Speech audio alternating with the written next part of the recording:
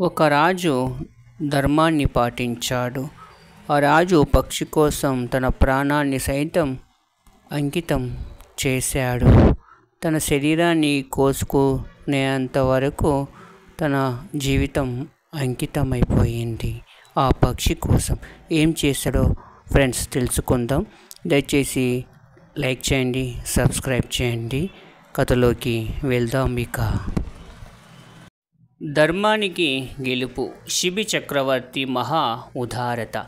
శిబి చక్రవర్తి ధర్మాత్ముడిగా, దయాగుణం కలిగిన వాడిగా ప్రసిద్ధి. ఒకసారి అగ్ని, ఇంద్రులు శిబి ధర్మపరాయణతను పరీక్షించాలనుకున్నారు.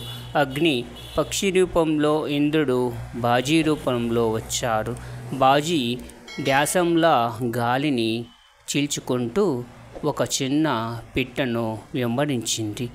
పిట్ట ఆపదలో శిబి మహారాజును ఆశ్రయించి, ప్రభు, శిబి ధర్మసంకటంలో పడిపోయాడు. చివరికి నీకు కావాల్సిన మాంసం నా శరీరం నుంచే తీసుకో అని బాజీతో చెప్పాడు.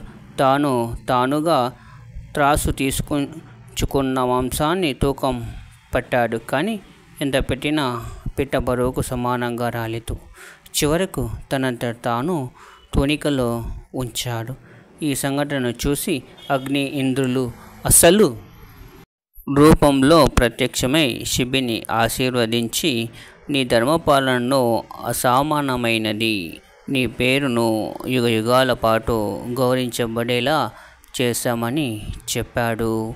నీతి. శిబి చక్రవర్తి ఉదారత